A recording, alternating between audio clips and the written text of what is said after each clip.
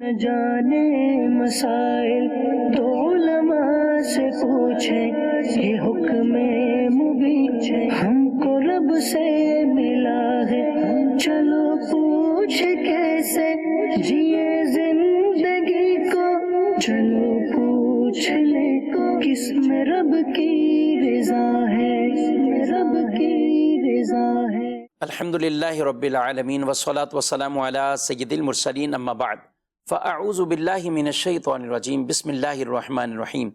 الصلاة والسلام علیک یا رسول اللہ وعلی آلک واصحابک یا حبیب اللہ، الصلاة والسلام علیک یا نبی اللہ وعلی آلک واصحابک یا نور اللہ۔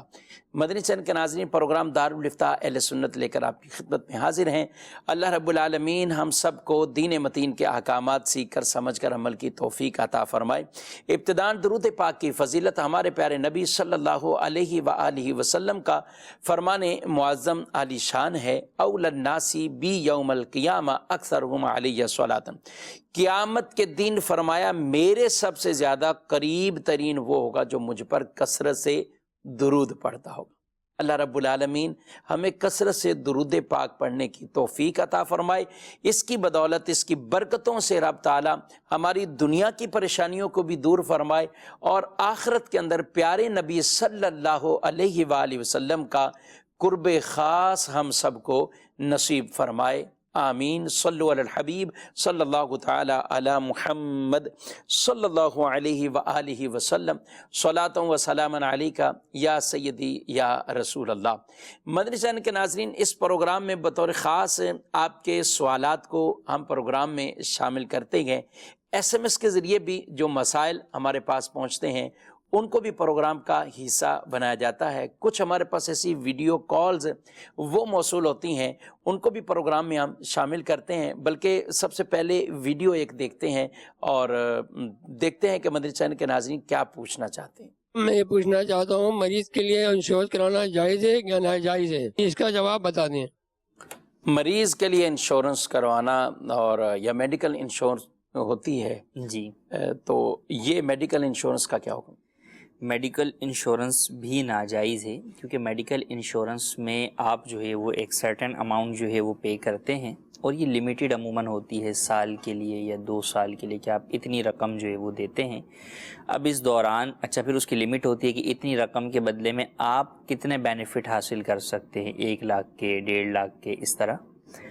تو اب اگر اس دوران 1 سال کی انشورنس کرائیے اور اس دوران آپ بیمار نہیں ہوئے، یا جناب بیمار ہوئے لیکن آپ نے اتنا نفع نہیں اٹھا سکے آپ، ٹھیک ہے، تو ممکن ہے کہ جتنے پیسے آپ نے جمع کروائے ہیں 10,000 20,000 وہ 1 سال کے بعد ضائع ہو جائیں گے، کیونکہ اب ان پیسوں سے آپ نفع نہیں اٹھا سکیں گے۔ تو یہ گویا کہ جوئے والی صورت ہے کہ آپ جو ہے وہ 10,000 روپے جو ہے وہ رکھتے ہیں کہ یا تو میں 1 سال میں اس 10,000 سے 1 لاکھ کا نفع اٹھا لوں گا، یا یہ 10,000 بھی ڈبو دوں گا کہ اس کے بدلے میں کچھ بھی حاصل نہیں کر سکوں گا۔ یہی جوئے میں ہوتا ہے۔ تو میڈیکل انشورنس کی جو صورت ہوتی ہے یہ جوئے پر مشتمل ہوتی ہے، لہٰذا یہ جائز نہیں ہے، اس کی ہرگز اجازت نہیں ہے۔ ٹھیک ہے۔ تو اس میں یہ بھی تو ہے، لوگ تو یہ کہتے ہیں نا فائدہ تو ہوگا۔ اب جیسے 10,000 روپے انہوں نے رکھوا دیے، تو علاج اگر ان کو 1 لاکھ روپے والا ہے تو عام طور پہ ایک ذہن ہوتا ہے کہ بھئی اتنی پے تو میں کر نہیں سکوں گا، اگر ایسا کوئی معاملہ ہو گیا تو مجھے یوں بینیفٹ ملے گا اور میں علاج کروا لوں گا۔ تو اصل میں جوئے میں بھی یہی ہوتا ہے نا کہ آپ جو ہے وہ کچھ پیسے رکھتے ہیں کہ جناب یا تو میرے یہ بھی ڈوب جائیں گے، یا اس کے بدلے میں جو ہے وہ زیادہ کا نفع جو ہے وہ اٹھا لوں گا۔ تو یہاں بھی در حقیقت نام تبدیل ہے، اس کا مقصد جو ہے وہ تبدیل ہے، لیکن جو بنیادی طور پر جو چیز پائی جا رہی ہے اس عقد کے اندر وہ سیم ہے کہ آپ جو ہے وہ اپنے پیسے کو جو ہے وہ گویا رسک پہ ان معنوں میں لگاتے ہیں کہ یا تو یہ موجودہ پیسہ ہی جو ہے وہ میرا ڈوب جائے گا، یا اس کے بدلے میں بغیر کسی عقد شرعی کے میرے پاس جو ہے وہ اضافی مال آ جائے گا۔ تو یہ جوئے کی تعریف اس کے اوپر صادق آتی ہے، تو لہٰذا اس اعتبار سے یہ جائز نہیں ہے۔ خاص طور پر یہ سوال ہمارے ہاں جو ہے وہ ہوتا ہے، لیکن ہمارے ہاں شاید اتنا زیادہ نہیں ہے، بیرون ممالک میں یہ بہت زیادہ ہے، کیونکہ وہاں پر علاج کی فیسلٹیز جو کہ پرائیویٹ طور پر ہیں وہ کافی ایکسپینسو جو ہے وہ ہوتی ہیں. تو وہاں پر کئی دفعہ لوگ جو ہے وہ اس چیز کی طرف جو ہے وہ جانے سے متعلق سوال کرتے ہیں. لیکن بات وہی ہے کہ چاہے یہاں کا معاملہ ہو یا وہاں کا معاملہ ہو، جوئے کے چونکہ اس میں عنصر پایا جاتا ہے تو اس کی ہرگز اجازت نہیں. یہاں بھی کمپنیوں کی صورت میں تو ہے، پاکستان میں ہو یا دیگر اب جو بڑی بڑی کمپنیاں ہیں تو ان میں مین چیز ہی انفرادی طور پر نہیں ہے، لیکن جو کمپنیز جو میڈیکل دیتی ہیں بالکل وہ یہ کوشش کرتی ہیں کہ ہم اپنے امپلائیز کا اس طرح کا میڈیکل انشورنس کروا دیں کہ ہمارے چند پیسے جائیں گے اور اس کے بدلے میں ایک ہمیں ہوگا کہ یار اتنا جو ہے وہ ہم ان کو بینیفٹ ملے گا، اپنے امپلائیز کو جو ہے وہ بینیفٹ جو ہے وہ دے رہے ہیں. تو انڈرسٹوڈ سی بات ہے، جس طرح عام فرد کے لیے اپنا میڈیکل انشورنس انفرادی طور پر کروانا جائز نہیں ہے، اسی طریقے سے کمپنی کا اپنے امپلائیز کے لیے بھی کروانا جائز نہیں ہے. تو کمپنی کو بھی اس کی اجازت نہیں ہے. ہاں کمپنی اپنی طور پر اگر اپنے ملازمین کو ایک سہولت دینا چاہیں اور وہ اپنا ہی ایک ایسا فنڈ کوئی مقرر کر لیں اور اس میں سے ان کا علاج معالجے کی کوئی صورت بنائے تو اس میں تو کوئی مذاکرہ نہیں ہے. جی بالکل، اس میں کوئی حرج نہیں. کمپنی جو ہے وہ اپنے ملازمین کے لیے کوئی مخصوص فنڈ رکھ دیتی ہے کہ بھئی جو بھی مریض ہوگا اس کو ہم اس میں سے اتنا جو ہے وہ دیں گے، یا مختلف کنڈیشنز کے مختلف جو ہے وہ اس میں لگا دیتی ہیں جس میں ملازم سے پیسے جو ہے وہ نہیں لیتے. تو اس میں کوئی حرج نہیں ہے کہ یہ بالکل ون سائیڈڈ جو ہے وہ ایک چیز ہے، جبکہ جو میڈیکل انشورنس ہے وہ ڈبل سائیڈڈ ہوتا ہے کہ آپ پیسے دیتے ہیں اور اس کے بدلے میں آپ نفع لیتے ہیں. وہ نفع مل بھی سکتا ہے اور وہ نفع 1 سال کے بعد یہ بھی ہوتا ہے کہ آپ نے نفع نہیں اٹھایا اور جو آپ نے پیسے دیے وہ ضائع بھی ہو سکتا. ٹھیک ہے، بہرحال یہ انشورنس ہے اور اس کی اجازت ہے نہیں ہے. میرا مفتی صاحب سے یہ سوال ہے کہ میرا بانجا ہے وہ 22 دن سے بے ہوشی کی حالت میں پڑا ہے، تو اس کے قضا نماز کے بارے میں آپ کیا فرماتے ہیں؟ اللہ کریم ان کو شفا دے اور تندرستی عطا فرمائے، رحمت کی نظر فرمائے. تو اس طرح کے کئی مریض ہیں کہ جن کو بے ہوشی والا پیریڈ ان پر گزرتا ہے. اب یہ 22 دن یہ کہہ رہے ہیں، تو ان میں ان کی جو نمازیں ہیں ان کا کیا حکم؟ جی اللہ تبارک و تعالیٰ نے شفا عطا فرمائے.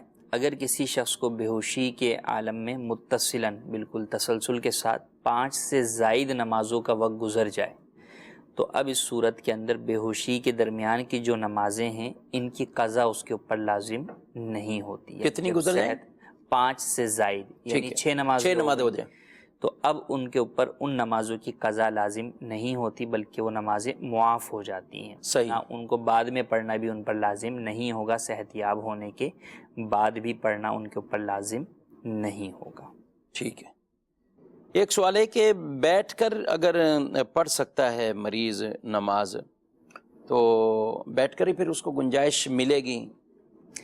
جی نماز کی دیکھیں کسی بھی حالت میں چھوڑنے کی اجازت نہیں ہے. اگر کوئی شخص مریض ہے، کھڑے ہو کر نماز نہیں پڑھ سکتا تو بیٹھ کر نماز پڑھے.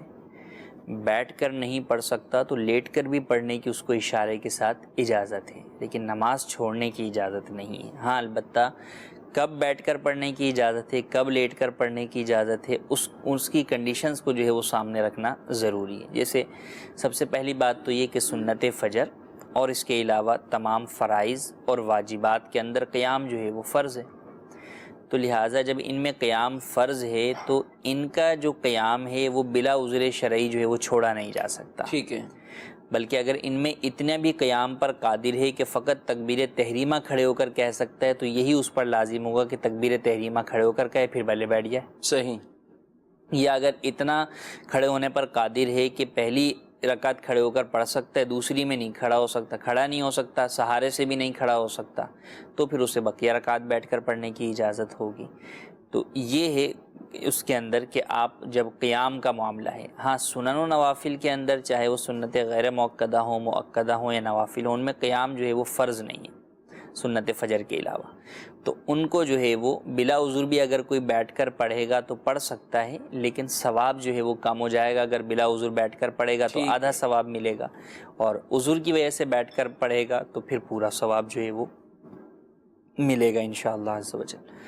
اب بیٹھ کر پڑھنے کے اندر رکوع سجدے وغیرہ کے معاملات اپنی جگہ پر ہیں، لیکن بیٹھ کر پڑھنے میں عمومی طور پر ہمارے ہاں اب دور میں جب بیٹھ کر پڑھنے کی بات کرتے ہیں تو لوگ کرسی پر بیٹھ کر آ جاتے ہیں. حالانکہ پہلے دور میں جب آپ بیٹھ کر بات کرتے تو زمین پر بیٹھ کر نماز والا پہلو پایا جاتا تھا. اب بیٹھ میں فوری طور پہ جو ہے وہ بیٹھنے میں لوگ کرسی پر آ جاتے ہیں. تو کرسی پر بیٹھ کر نماز پڑھنے کی اجازت جو ہے وہ ہر صورت میں نہیں ہے, کیونکہ کرسی پر در حقیقت پایا تو بیٹھنا ہی جا رہے ہیں صحیح, لیکن کرسی پر بیٹھنے کی وجہ سے سجدے میں مسئلہ آ جاتا ہے. صحیح, جب آپ زمین پر بیٹھ کر نماز پڑھتے ہیں تو سجدہ زمین پر کرتے ہیں آپ, صحیح بالکل. لیکن جب آپ کرسی پر بیٹھ کر نماز پڑھتے ہیں تو آپ سجدہ زمین پر نہیں کرتے بلکہ اشارے سے سجدہ کر رہے ہوتے ہیں.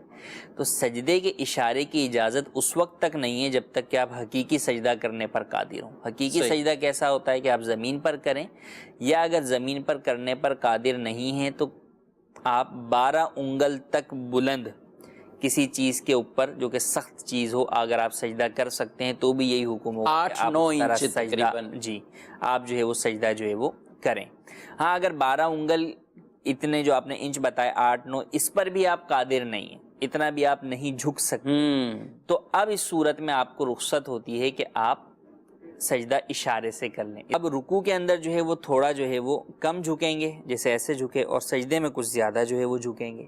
تو یہ دونوں میں فرق ہونا ضروری ہے جھکنے میں, کہ جو سجدے کا جھکنا ہے وہ تھوڑا رکوع کے مقابلے میں زیادہ پایا جائے. اگر برابر ہو گیا تو پھر سجدہ نہیں ہوگا. تو اس بات کا خیال رکھنا ضروری ہے. تو بیٹھ کر بھی نماز پڑھ سکتے ہیں, ضرورتاً اس کی اجازت ہے, جیسے ہم نے بتایا سنن و نوافل میں بغیر عذر شرعی کی بھی اجازت ہے, اور جو فرض ہیں یا واجب ہیں جیسے وتر نماز ہے یا سنت جو فجر ہے, ان تینوں میں قیام فرض ہے, تو ان میں حتی الامکان جو ہے وہ کھڑے ہو کر ہی پڑھی جائے گی نماز. ٹھیک ہے ماشاءاللہ.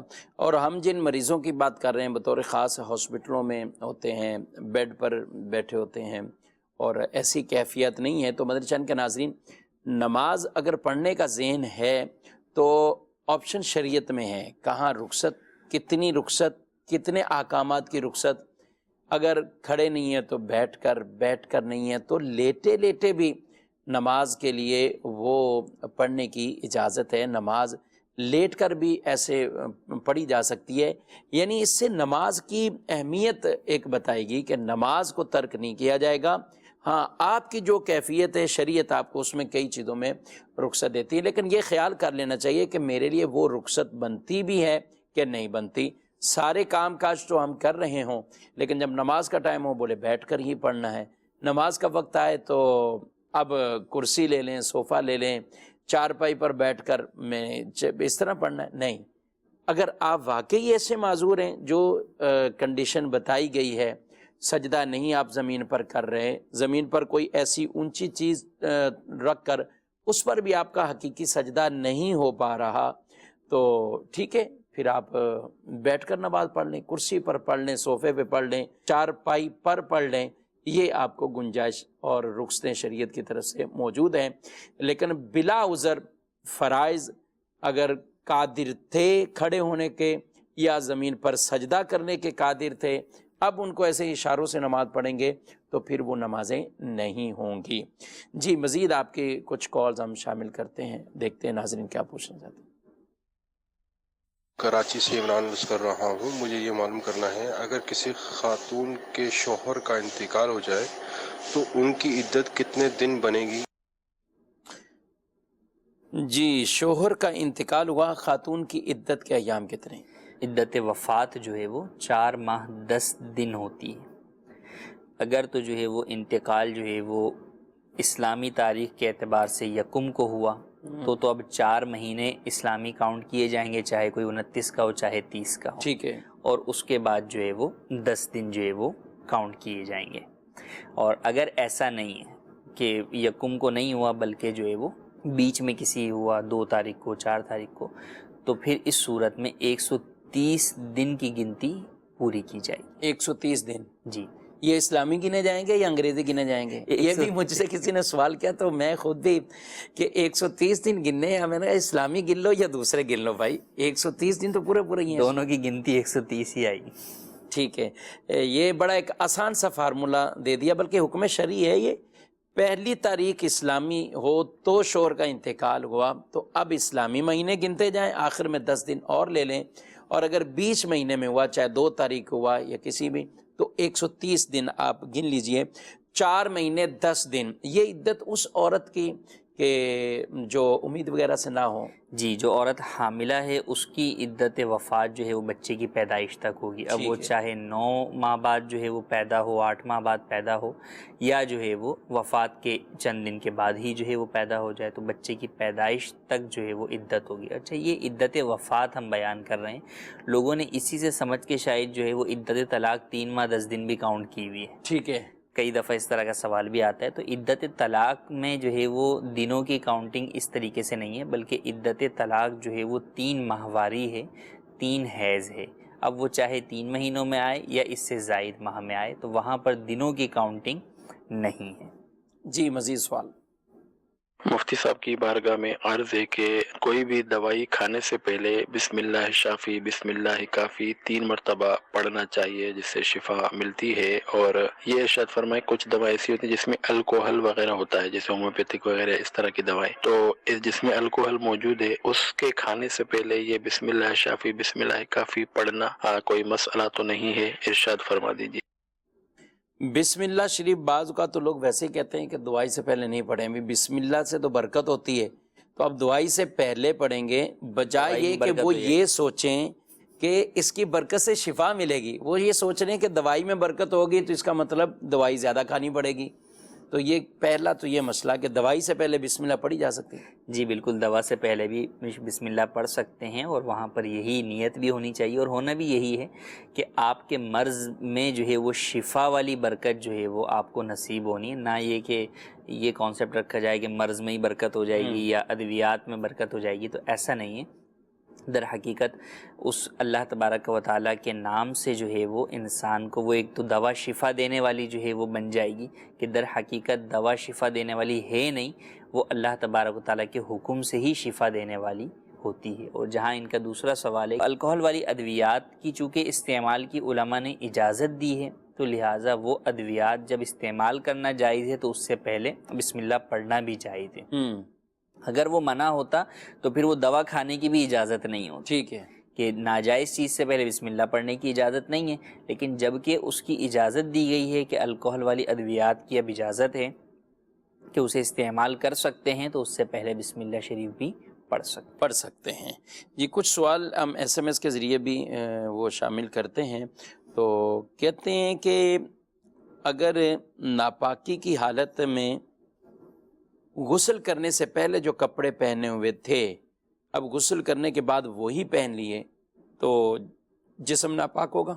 کپڑے اگر ناپاک نہیں ہیں پھر تو حرج ہی نہیں ہے، اور اگر کپڑے ناپاک ہیں اور پھر اس کی ناپاکی چھوٹ کر اگر آپ کے بدن پر لگتی ہے تو بھی پورے بدن کو ناپاک نہیں کرے گا. جس بدن کے حصے کے اوپر وہ لگے گی نجاست فقط اسی حصے کو ناپاک کرے گا، تو اس کو پاک کیا جا سکتا ہے. یعنی صرف یہ جو کنسپٹ بن گیا ہے کہ اگر غسل فرض ہے، غسل کرنا ہے، جی، تو اب اس صورت میں جو بھی کپڑے پہنے ہوئے سارے ناپاک ہو جائیں گے. جب ناپاکی ہی نہیں لگی تو پھر اس پہ ناپاکی کا حکم نہیں ہوگا.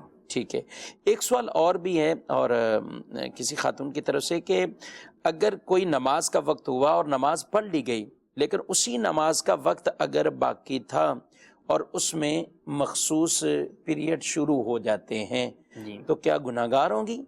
نہیں، گناہگار نہیں ہوں گی، اور اس نماز کی قضا بھی جو ہے وہ لازم نہیں ہوگی. بلکہ اگر کسی نے نہیں پڑھی تھی اور آخری وقت کے اندر مخصوص ایام شروع ہو گئے، تو اب اس نماز کی قضا بھی لازم نہیں ہوگی. تو اس کے اندر کوئی گناہ جو ہے وہ نہیں ہے. تو ویسے کیا عورتوں کو قضا کرنی ہوتی ہے نمازوں کی؟ نہیں، عورتوں کے اوپر ان ایام کی نمازوں کی قضا لازم نہیں ہے. ہاں، اگر روزے ان ایام کے فرض روزے جو ہے وہ چھوٹیں گے تو ان کی قضا جو ہے وہ لازم ہوگی. ٹھیک ہے. آپ نے بطور خاص اس کی وضاحت کر دی کہ اگر کوئی نماز کا ٹائم پیریڈ آدھا پاکی کی حالت میں گزرا ہو اور بعد میں ناپاکی والی کیفیت بطور خاص خواتین کے حوالے سے مخصوص پیریڈ شروع ہوئے، تو اس کی نماز قضا. اچھا، اسی سے ملتا جلتا کہ کوئی شخص مسافر ہو اور اس نے جو ہے وہ ابتدائی وقت میں مسافر والی نماز پڑھ لی اور آخر وقت کے اندر وہ جو ہے وہ مقیم ہو گیا، اپنے شہر میں آ گیا، تو اب اس کے اوپر دوبارہ نماز پڑھنا لازم نہیں ہے کہ وہ اب بولے میں نے تو 2 پڑھی تھی اب 4 پڑھوں کہ اب شہر میں آ گیا میں. تو ایسا نہیں ہے. آپ نے ابتدائی وقت میں اگر نماز پڑھ لی ہے تو اس صورت کے اندر اب دوبارہ اس نماز کو ریپیٹ کرنے کی حاجت نہیں ہے. ٹھیک ہے. یعنی اب یہ اسی کا الٹ کر کے پھر نماز پڑھ کے پھر سفر کرنے سفر چھوٹ ہوئے کیا تو کوئی کس طرح کا لازم نہیں۔ معاملہ نہیں آئے گا. ٹھیک ہے ماشاءاللہ. چلیں آپ نے مسئلہ چھیڑ ہی دیا ہے تو اس میں کئی مسائل اور بھی ہوتے ہیں. اب سفر میں ہوتے ہیں تو سفر میں جو چھوٹ گئی نماز، اب گھر آ گئے، اب قضا ہو گئی، تو اب تو آگے ہم گھر پہنچ گئے، تو اب کیا گھر پہ 4 پڑھیں گے؟ نہیں، اب 2 ہی پڑھیں گے. 2 پڑھیں گے. جی، جو سفر میں چھوٹی ہیں ان کی قضا اگرچہ گھر پہ آ کے کریں گے وہ 2 والی ہی ہوگی کہ ٹھیک ہے. قصر ہوگی. اور جو گھر میں چھوٹی تھیں اب سفر پہ جا رہے ہیں تو اب چاہ رہے ہیں کہ یار جو قضا ہوئی تھی بہت ساری یہاں پہ 2 کر کے نمٹا دیتا ہوں، تو ایسا نہیں ہے، بلکہ جو گھر میں چھوٹی ہیں اگر سفر میں وہ پڑھیں گے تو وہ 4 ہی پڑھنی ہوں گی. ٹھیک ہے جی. مدنی چینل کے ناظرین، مسائل مختلف چل رہے ہیں، نمازوں کے بھی ساتھ ساتھ علاج معالجے کے معاملات وہ بھی کچھ ڈسکس ہو رہے ہیں، اور اب مزید دیکھتے ہیں ناظرین کیا پوچھنا چاہتے ہیں. نظام رضوی بول رہا ہوں. میرا مفتی صاحب سے یہ سوال ہے، ایک شخص کو میں نے دیکھا جو ٹی شرٹ پہنا ہوا تھا، وہ ہر رکعت میں سجدے میں جانے سے پہلے اپنی ٹی شرٹ کو دونوں ہاتھ سے نیچے لیتا ہے کہ وہ ٹی شرٹ اوپر نہ ہو جائے، تو کیا ایسا کرنا درست ہے؟ جواب عنایت فرمائیں، جزاک اللہ خیرہ. جی کیا کہتے ہیں؟ جی، بعض لوگ ایسا لباس جو ہے وہ پہن کر نماز جو ہے وہ پڑھ رہے ہوتے ہیں کہ اس کی وجہ سے وہ نماز میں اس لباس میں ہی جو ہے وہ مشغول جو ہے وہ رہتے ہیں. بعض تو اس اعتبار سے کہ ستر کا معاملہ ہوتا ہے کہ اگر وہ اس کو سیٹ نہیں کریں گے تو ان کا ستر عورت جو ہے وہ ظاہر ہوگا. تو اولاً تو دیکھیں نماز پڑھتے ہوئے اس بات کا خیال رکھنا چاہیے کہ ایسا لباس نہ پہنا جائے جو کہ انسان کو نماز کے اندر جو ہے وہ نماز سے مشغول کر دے، کسی اور کام میں جو ہے وہ مبتلا جو ہے وہ کر دے. بہرحال اگر جو ہے وہ عمل قلیل کے ذریعے سے ایک مرتبہ جو ہے وہ اس طرح وہ کرتا ہے کسی ایک رکن میں، تو عمل قلیل بلا عذر ہے تو مکروہ جو ہے وہ تنزیہی ہے، اور البتہ اس کی وجہ سے نماز نہیں ٹوٹے گی. اور اگر عذر ہے کہ مثال کے طور پہ جو ہے وہ جسم جو ہے وہ ظاہر ہو رہا ہے اس لیے اسے چھپانے کے لیے جو ہے وہ کرتا ہے، اور ستر والا نہیں، کیونکہ ستر والا ہوگا تو اس کے اپنے احکام جو ہے وہ جدا ہو جائیں گے کہ کتنی رکن کی مقدار جو ہے وہ کتنا ستر جو ہے وہ کھلا، اس کے الگ جدا احکام ہیں. تو بہرحال بلا عذر اگر جو ہے وہ کر رہا ہے تو مکروہ تنزیہی کا مرتکب ہے، اور ایک رکن میں ایک مرتبہ کرتا ہے تو نماز فاسد نہیں ہوگی. ہاں اگر 3 مرتبہ ایک رکن میں اس طرح کا کوئی عمل کیا اگرچہ عمل قلیل ہی ہو تو وہ نماز کو فاسد کر دے گا. ٹھیک ہے. اور ویسے لباس اس طرح کا ہونا بھی نہیں چاہیے، اور بالخصوص جو چھوٹی شرٹیں پہنتے ہیں نماز کے اندر بھی ان کو پرابلم. وضو کرتے ہیں، وضو خانوں پہ بعض بیٹھے ہوتے ہیں، یار وضو میں آدمی کو جھکنا بھی ہے، منہ بھی دھونا ہے، تو اب یہ یا تو وضو کرے گا یا شرٹ کو بار بار پیچھے کرتا رہے گا. تو کئی اس طرح کے معاملات ہوتے ہیں. پھر مسجدوں میں بھی اس انداز سے آنا، نماز ضرور پڑھنی ہے لیکن خدا را اپنے لباس کو اس انداز سے بنا لیں کہ وہ اللہ کی بارگاہ میں حاضر ہونے کی شایان شان ہو. اچھا لباس پہنے، اور لباس ایسا کم از کم کہ ستر والی چیزیں تو وہ ضرور اس کے اندر وہ چھپی ہونی چاہیے. نماز کے اندر ہی ایسا خیال اگر کبھی شرٹ کو سیدھا کر رہا ہے کبھی یوں کر رہا ہے تو یہ انداز بہتر نہیں ہے. جی مزید سوال. کلین عباس میں بات کر رہا ہوں. مفتی صاحب کی بارگاہ میں یہ سوال ہے کہ میری 30,000 روپیہ تنخواہ ہے، اس کے اوپر میری زکوٰۃ کتنی بنتی ہے؟ اور اضافی پیسے میرے پاس اور بھی ہیں، 2.5 لاکھ روپیہ ہے، 3 سال سے وہ بھی ہے، وہ بتا دیں کہ کتنی کی زکوٰۃ میری بنتی ہے، یہ بتا دیں. کیا بات ہے. 2.5 لاکھ روپے بعد میں بتایا انہوں نے، لیکن 2.5 لاکھ روپے ان کے پر رکھے ہوئے ہیں، 30,000 روپے سیلری ہے. تو زکوٰۃ در حقیقت سیلری پر نہیں ہوتی. جو سیلری پیشہ افراد نہیں ہیں ان پر بھی زکوٰۃ لازم ہو سکتی ہے جی، بلکہ جو کوئی بھی کام نہیں کرتے ہیں، گھر کی خواتین ہیں، ہاؤس وائفز ہیں، ان کے اوپر بھی جو ہے وہ زکوٰۃ لازم ہو سکتی ہے. کہ زکوٰۃ کا تعلق آپ کی ملکیت میں موجود مال نامی سے ہے، جبکہ وہ نصاب کی مقدار ہے تو سال پورا ہونے پہ اس پہ زکوٰۃ لازم ہوگی. تو اب 2.5 لاکھ روپے آپ کے پاس رکھے ہوئے ہیں تو بالکل اس کے اوپر جو ہے وہ سال پورا ہونے پہ زکوٰۃ لازم ہوگی. اگر پچھلے 2.5-3 سال سے آپ کے پاس ہیں تو پچھلے سالوں کی بھی زکوٰۃ اگر آپ نے نہیں دی تو وہ بھی دینا آپ پر لازم ہے. اور ان کی جو تاخیر کی، لیٹ کیا آپ نے اس کی زکوٰۃ کی ادائیگی میں، اس کی وجہ سے گناہ گار ہوئے تو توبہ بھی اس کی لازم ہے. کتنی لازم ہوگی زکوٰۃ؟ 1 لاکھ پر 2,500 روپے زکوٰۃ لازم ہوتی ہے. 40واں حصہ بھی کہا جاتا ہے، 2.5% بھی جو ہے وہ کہا جاتا ہے. تو اس اعتبار سے آپ اپنے مال کو کاؤنٹ کر کے ہر سال جو ہے وہ اس کی زکوٰۃ ادا کرتے رہیں۔ اگر کسی شخص کی تنخواہ 1 لاکھ بھی ہے لیکن وہ خرچ ہو جاتی ہے اس کی حاجت اصلیہ میں، اس کے پاس اتنا مال بچتا نہیں ہے حاجت اصلیہ سے زائد جو کہ مال نامی ہو، تو اس صورت میں اس کی زکوٰۃ اس پر لازم نہیں ہوگی کہ زکوٰۃ کا تعلق سیلری سے نہیں یا آمدن سے نہیں بلکہ پیچھے بچ جانے والے اس مال سے ہے جو کہ حاجت اصلیہ سے زائد ہو، نمبر 1 شرط۔ نمبر 2 مال نامی ہو۔ مال نامی سے مراد پیسہ، کرنسی، یہ وہ سب کرنسی، سونا چاندی، مال تجارت، پرائز بانڈ وغیرہ، اور جو ہے وہ تیسری بات یہ کہ اس کے اوپر سال جو ہے وہ گزرے تو زکوٰۃ آپ ادا کریں گے۔ ٹھیک ہے، آپ نے گفتگو کی ہے کچھ شرٹ کے حوالے سے، تو ایک ہمارے پاس میسیج ہے، کہتے ہیں کہ نماز میں کیا ٹخنے نظر آنا ضروری ہے؟ یہ کیا کہتے ہیں آپ؟ اگر یہ بھی چھپے ہوئے ہوں، شلوار ہیں، پینٹ ہیں، جی بعض کا ٹخنے تو بالکل چھپے ہوتے ہیں۔ نہ صرف نماز میں بلکہ نماز کے علاوہ بھی لباس ایسا مرد کو پہننا چاہیے جس میں اس کے ٹخنے ظاہر ہوں کہ یہ سنت طریقہ ہے، بلکہ ٹخنوں سے نیچے جو ہے وہ لٹکانا شلوار کو، پینٹ کو، پاجامے کو، تہبند کو تکبر کی نیت سے یہ ناجائز ہے، گناہ ہے۔ حدیث پاک میں اس سے سختی سے منع فرمایا گیا۔ لیکن اگر کسی شخص کے جو ہے وہ لباس جو ہے وہ لمبا ہے، پینٹ جو ہے وہ لمبی ہے اور اس کے ٹخنے چھپ جاتے ہیں، تو اگر تو بغیر فولڈ کیے فقط اوپر کھینچ کر جو ہے وہ باندھ لینے سے اس کے ٹخنے ظاہر ہو سکتے ہیں تو وہ ایسا ہی اسے کرنا چاہیے۔ لیکن اگر ایسا کرنا ممکن نہیں ہے تو اب ٹخنے اگر چھپے ہوئے بھی ہیں تو بھی وہ نماز ادا کر سکتا ہے۔ ٹخنے ظاہر کرنے کے لیے پینٹ یا شلوار کو اوپر سے جو ہے وہ اڑسنا یا جو ہے وہ نیچے سے فولڈ کرنا اس کے پائچے، یہ جائز نہیں ہے کہ کپڑا فولڈ کر کے نماز پڑھنا مکروہ تحریمی ہے، ناجائز اور گناہ ہے، اور اس حالت میں اگر کسی نے ایسے نماز پڑھ لی تو وہ نماز دہرانا اس کے اوپر لازم ہوتی ہے۔ ٹھیک ہے جی، مزید سوالات کیا ہیں؟ سر میرے کو 70,000 روپیہ آئی، 70,000 روپیہ میں بیمار ہوں جی، تے میرے ایک دوست آ کے بھائی پیسے من چلے میں 3 مہینے تو میں نے بھائی سودا گنا دیتا کرے تھا، تے وہ بھائی سودا گنا دینا بجلی کا بل چلتا رہنا ہے تے دے رہا تھا بھائی، وہ میرے واسطے جائز ہے کہ سود زمرے نہیں آنا بھائی؟ صحیح، کچھ رقم ان کے پاس، یہ خود بیمار ہیں، کوئی کاروبار بزنس وغیرہ کچھ نہیں کر سکتے، تو اب رقم رکھی ہوئی ہے، اور یہ کئیوں کو آپشن دکاندار دیتے ہیں، اور عام طور پہ مارکیٹ میں بھی ایسا ہی ہوتا ہے، ٹھیک ہے بھی آپ کچھ پیسے ہمیں دے دیں، ہم آپ کو کچھ پروفٹ دیتے رہیں گے، تو یہ کہہ رہے ہیں کہ یہ رقم ان کو دے دیں اور وہ ان کو گھر کا راشن دیتے رہیں گے، رقم ان کی برقرار اپنی جگہ رہے گی۔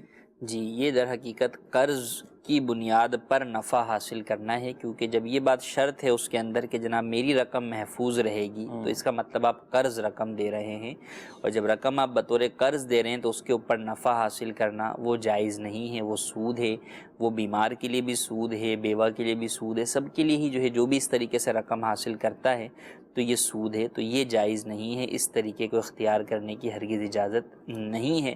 اس کے مختلف طریقے ہو سکتے ہیں، ایک تو پارٹنرشپ ہے جو کہ پروفٹ اینڈ لاس کی بنیاد کے اوپر جو ہے وہ کی جاتی ہے، وہ طریقہ ہے، یا پھر اس طرح کسی کے پاس اگر پیسے موجود ہوں تو وہ اس سے کوئی دکان یا کوئی اس طرح کی چیز لے کر وہ سامنے والے کو کرائے پر جو ہے وہ دے دیں، تو اس میں یہ ہے کہ آپ کے جو پیسے ہیں وہ اس ایسٹ کی صورت کے اندر محفوظ بھی رہیں گے اور آپ کو اس کے اوپر کرائے کی مد میں ایک جائز نفع بھی ملتا رہے گا۔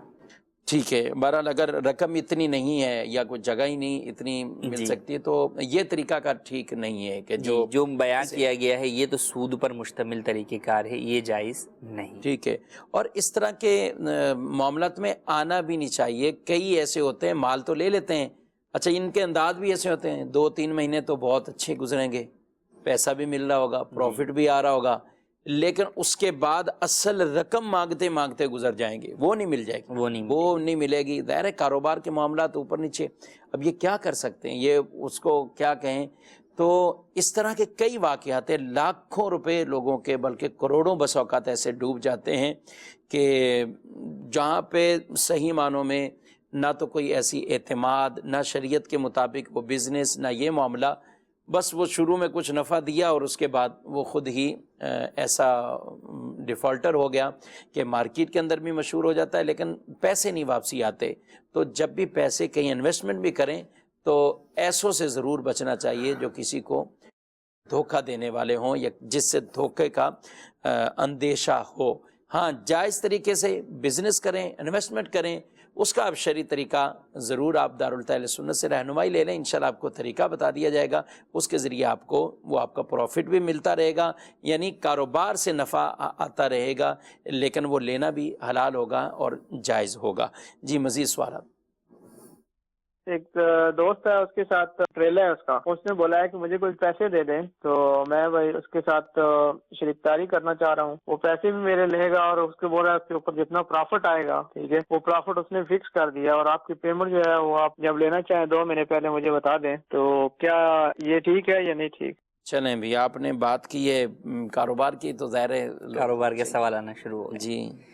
جی یہ بھی وہی صورت ہے نا کہ جب آپ اپنی رقم جو ہے وہ فکس جو ہے وہ کروا رہے ہیں کہ اس میں کوئی جو ہے کمی بیشی نہیں ہوگی، تو لہٰذا اب اس کے اوپر جو بھی نفع آپ کو دیا جائے گا وہ سود ہی ہے، جیسا کہ ہم نے اپنے پہلے سوال کے جواب میں۔ نہیں تو کیا رقم فکس کر دی، مطلب رقم تو واپسی لے گا نا۔ مثال کے طور پہ کسی نے 5 لاکھ روپے کسی کے ساتھ انویسٹمنٹ کی ہے، ٹھیک ہے، اب 5 لاکھ اور اس نے بھی کوئی 2 لاکھ 4 لاکھ 5 لاکھ ملائے ہیں، یا بطور مداربت وہ کاروبار کر رہے ہیں، جی تو یہ تو ہوگا نا کہ یار ہم 6 مہینے کے لیے کر لیتے ہیں، اور اس وقت ہم یہ تو طے ہوتا ہی ہے، اور اس کے ذہن میں بھی یہی ہے نا کہ میرے رقم اٹھا کر اس نے کوئی بیکار ضائع تو نہیں کرنی، رقم تو واپسی ملنی ہے، اور اس کا ایک وہ ہوگا کہ جو بھی اس وقت صورتحال ہوئی۔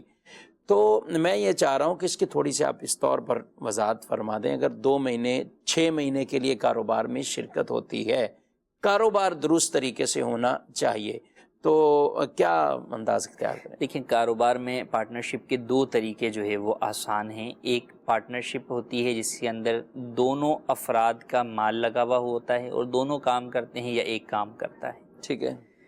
اس کے اندر نفع پرسنٹیج کے اعتبار سے آپس میں تقسیم کر سکتے ہیں، اور اس میں اگر نقصان ہوگا تو وہ ہر ایک اپنے کیپٹل یعنی سرمائے کے اعتبار سے برداشت کرنے پر ایگری ہو، ایگریمنٹ اس بات پر ہو۔ ہم یہ نہیں کہہ رہے کہ خدا نہ خواستہ آپ کو نقصان ہوگا ہی ہوگا، لیکن ایگریمنٹ اس پر ہو کہ اگر نقصان ہو گیا تو ٹھیک ہے، ہم میں سے ہر فرد اپنے کیپٹل سرمائے کے اعتبار سے نقصان برداشت کرے گا۔ اور جہاں بھی نقصان کی بات کی جاتی ہے وہاں نقصان سے مراد وہ نقصان ہوتا ہے جو اتنا بڑھا کاروبار میں نقصان کہ وہ سرمائے کی طرف آ گیا، کیونکہ اس سے پہلے والا جو نقصان ہے وہ تو پروفٹ کی صورت کے اندر اپ اینڈ ڈاؤن چل ہی رہا ہوتا ہے۔ جی لیکن جب نقصان کی بات کی جاتی ہے تو وہ نقصان سے مراد کیپٹل میں ہونے والا نقصان ہے۔ ایک تو یہ، دوسری چیز جو آپ نے بیان کی مداربت، ایک طرف سلیپنگ پارٹنر ہوتا ہے، انویسٹر ہوتا ہے کہ وہ کہتا ہے پیسے میں دے رہا ہوں، کام تم کرو، ورکنگ پارٹنر سے، یہ بھی صورت جائز ہے۔ اس صورت میں بھی نفع پرسنٹیج کے اعتبار سے آپس میں طے کر سکتے ہیں۔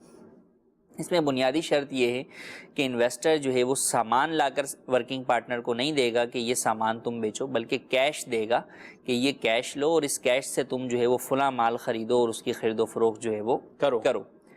اس صورت کے اندر اگر نقصان ہوتا ہے تو ابتداً تو وہی جو بات ہم نے پہلے والے کاروبار میں پارٹنرشپ میں کی کہ نفع سے پورا کیا جاتا ہے، لیکن اگر نقصان اتنا بڑھا کہ وہ کیپٹل کی طرف آ گیا، سرمائے کی طرف آ گیا، تو اب اگر اس نقصان کے اندر ورکنگ پارٹنر کی غفلت اور کوتاہی جو ہے وہ نہیں ہے تو پھر وہ نقصان انویسٹر کو سارا برداشت کرنا پڑے گا۔ ٹھیک ہے۔ تو جو ہم جہاں بھی یہ بات کرتے ہیں کہ بھئی نقصان برداشت کرنے کی شرط کے اوپر جو ہے وہ آپ کاروبار کریں، تو اس میں یہ بات ذہن میں رہے کہ وہاں مراد یہ ہوتی ہے کہ ایگریمنٹ اس بات پر ہو کہ اگر نقصان ہوا تو وہ میں بھی جو ہے وہ برداشت کرنے کو جو شریعت میں جس کے اوپر نقصان، جی یہ نہیں کہہ رہے کہ نہیں جناب نقصان کر کے ہی دینا ہے یا واپسی آپ کو جو ہے پورے پیسے ملنے ہی نہیں ہیں، ایسا نہیں ہے۔ نقصان نہیں ہوگا تو ٹھیک ہے جناب، آپ کو پروفٹ بھی آپ کا مل جائے گا اور آپ کو آپ کا کیپٹل بھی جو ہے مل جائے گا۔ تو جس وقت آپ اس چیز کو ختم کرتے ہیں، اس پارٹنرشپ کو، اس وقت کاروبار کی کیفیت دیکھی جائے گی کہ وہ نقصان میں ہے یا پروفٹ میں ہے۔ ٹھیک ہے، یا تو نقصان میں ہوگا تو آپ برداشت آپ کو کرنا پڑے گا، آپ نے 5 لاکھ دیے، ہو سکتا ہے آپ کے 4 لاکھ بچے میں ہوں، صحیح، یا پروفٹ میں ہوگا، یا ہو سکتا ہے برابر پر ہو کہ آپ کو پروفٹ کچھ نہ ملے، صرف جو ہے وہ آپ کو آپ کے اصل رقم جو ہے وہ مل جائے۔ لیکن مین جو ہم بات کر رہے ہیں وہ اس پر نہیں کہ آپ کو ملے گا کیا یا ہوگا کیا، بات اس پر ہو رہی ہے کہ ایگریمنٹ اس پر ہو کہ اگر یہ کام ہے تو اس کام میں پارٹنرشپ کر رہا ہوں تو اس میں اگر نقصان ہوگا تو اپنے سرمائے کے اعتبار سے نقصان پر بھی میں تیار ہوں، کھڑا ہوا ہوں۔ تو یہ والی بات ہے۔ اور ایک اور چیز ہے کہ عمومی طور پہ بعض لوگ کام اپنا چلا رہے ہوتے ہیں، ان کا اپنا بزنس چل رہا ہوتا ہے، ان کو درمیان میں کچھ انویسٹمنٹ چاہیے ہوتی ہے، تو یہ بھی طریقہ کار کئی جگہوں کے اوپر ہوتا ہے. تو یہ رننگ بزنس کے اندر جو شرکت کرنا ہے، پارٹنرشپ کرنا ہے، یہ اصولاً جائز نہیں ہے، اس کی اجازت نہیں ہے. البتہ اس کے کچھ طریقے ہیں کہ ان طریقوں کے مطابق جو ہے وہ رننگ بزنس کے اندر بھی پارٹنر کو ایڈ کیا جا سکتا ہے، لیکن وہ تھوڑے سے جو ہے وہ پیچیدہ ہیں، جن کو سمجھنے کے لیے دونوں فریقین کا ان معاملات کو سمجھنا اور سمجھ کر اس کے مطابق عمل کرنا یہ ضروری ہے. تو اگر کوئی رننگ بزنس کے اندر آپ کا پارٹنرشپ کرنا چاہتے ہیں تو آپ اپنے پارٹنر کو ساتھ لے کر دارالفتاء اہل سنت تشریف لے آئیں. انشاءاللہ آپ کے بزنس کے اوپر گفتگو کر کے آپ کو اس کے جو ہے وہ بہترین جو ہے وہ طریقے بتا دیے جائیں گے کہ ان طریقوں پر عمل کر کے آپ رننگ بزنس میں بھی پارٹنرشپ کر سکتے ہیں. ماشاءاللہ. یعنی شریعت مطہرہ کے احکامات ہیں اور اس کے ذریعے حلال طریقے سے بھی کمایا جا سکتا ہے، جبکہ دونوں طرف والے اس بات پر ایگری ہوں کہ ہاں ہمیں اس پر جو ہے وہ شریعت کے احکامات کے مطابق ہی یہ کام کرنا ہے.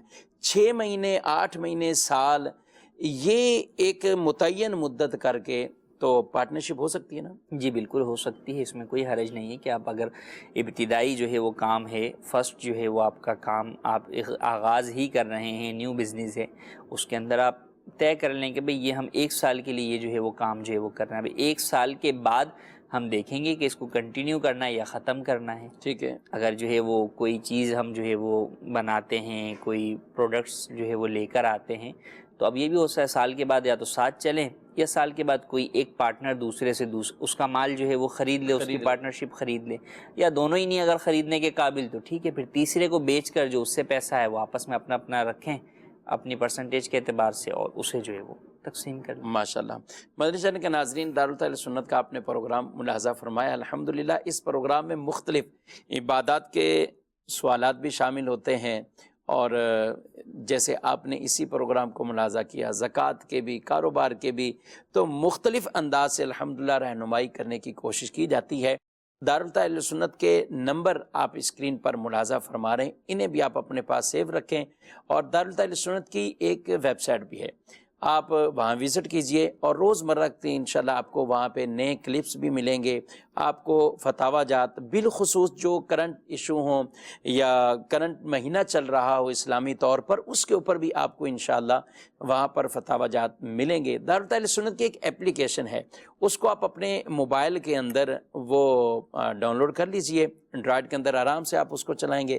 روزانہ ایک فتویٰ وہاں پہ اپلوڈ کیا جاتا ہے، آپ کو نوٹیفیکیشن ملے گا، آپ اس فتوے کو بھی پڑھیں. یوں علم دین میں ہمارا روزمرہ ایک اضافہ ہوتا جائے گا، اور ہر انسان کو یہ کوشش کرنی چاہیے کہ اس کا ہر آنے والا دن، جہاں ہم کوشش کرتے کہ میرے بزنس کے اندر یا پیسے کے اندر اضافہ ہو، وہاں اس کا ہر آنے والا دن علم دین کے حوالے سے بھی بہتری والا دن ہو، علم دین میں اضافے والا وہ دن شمار کیا جائے.